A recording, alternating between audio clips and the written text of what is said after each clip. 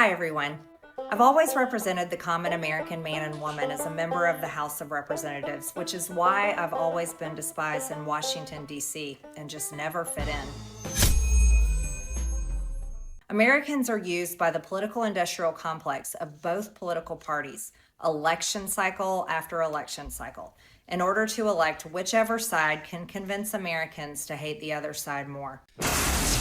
Go. And the results are always the same. No matter which way the political pendulum swings, Republican or Democrat, nothing ever gets better for the common American man or woman. The debt goes higher, corporate and global interests remain Washington's sweethearts, American jobs continue to be replaced, whether it's by illegal labor or legal labor by visas or just shipped overseas. Small businesses continue to be swallowed by big corporations. Americans' hard-earned tax dollars always fund foreign wars, foreign aid, and foreign interest.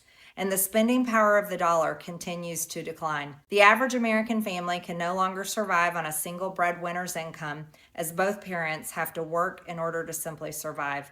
And today, many in my children's generation feel hopeless for their future and don't think they will ever realize the American dream. And that breaks my heart. I ran for Congress in 2020 and have fought every single day believing that Make America Great Again meant America first.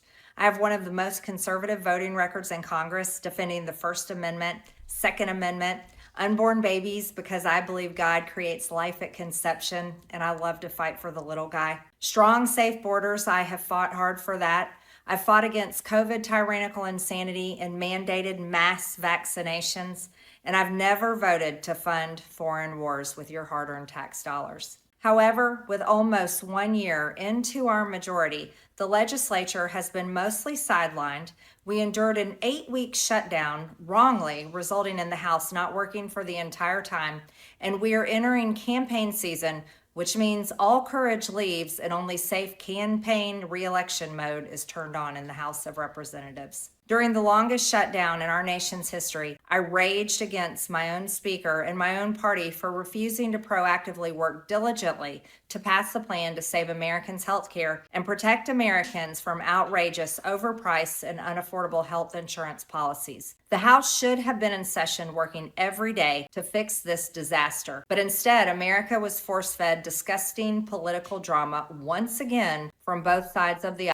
My bills, which reflect many of President Trump's executive orders, like calling for a new census counting Americans only to draw new districts, making English the official language of the U.S., making it a felony to medically trans a minor, and other bills like eliminating capital gains taxes on the sale of your primary home and eliminating H-1B visas, just sit. They all sit collecting dust. That's how it is for most members of Congress bills. The Speaker never brings them to the floor for a vote. Many common Americans are no longer easily convinced by paid political propaganda spokespersons and consultants on TV and paid shills on social media, obediently serving with cult-like conviction to force others to swallow the political party talking points. Because they know how much credit card debt they have. They know how much their bills have gone up over the past 5 years. They actually do their own grocery shopping and no food costs too much. Their rent has increasingly gone up and up. They have been outbid by corporate asset managers too many times when they put in an offer to buy a house. They have been laid off after being forced to train their visa holding replacement. The college degree they were told to earn only left them in debt with no big 6-figure salary.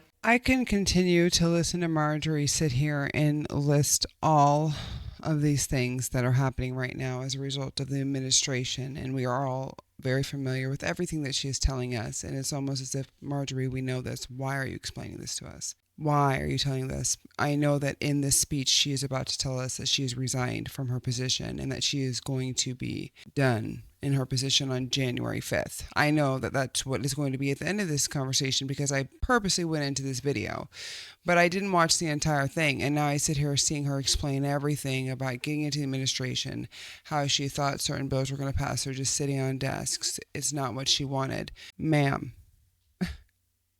those conversations have been had for years. So I know that you really got into pushing for the president in 2024. So you really had a lot of energy going into it.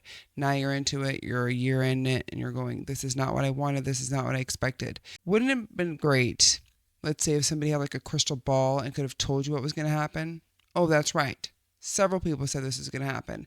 And I don't want to come from the point of like, I told you so, but I'm almost like, you're a very smart woman. You're sitting here and you're listing all these things. That has nothing to do with the real reason why you left your job today, why you decided that you're going to leave your job. You could sit here and you could list all these things out to us. We all know these things. We can go find these on a quick Google search. Will give us everything that we just found. I think the real reason why Marjorie Taylor Greene today put her notice in is right after she saw President Donald Trump with the mayor of New York, Mamdani, sitting there being a little too chummy, a little too many laughs, a little too many giggles. When President Trump said, well, I changed. I was here. I changed. He's going to change too. You think Marjorie didn't hear that?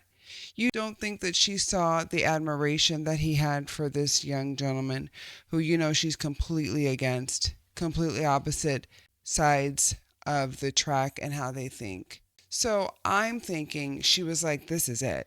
I'm already getting pressed for pressing the president and the administration for the Epstein files. I really had to push hard for that because she has done that. She's been talking about that. She's been on the forefront. She's been at everything. She's realizing now that the direction that she thought she was going to be going with this whole America first and pushing everything first is not. She's seeing a lot of money going towards out of the United States, going to help foreign wars, and this is not what she wants. So I think it's a culmination that she's realizing that, oh my God, if I don't leave right now, this is it. He's already calling me a traitor in front of everybody. And I could sit here and I could talk to you about her background, and you know what she's done. You know, she's not always classy. She's been known to heckle a former president. She's been known to chase a person down the street. She's been known to say all kinds of crazy things.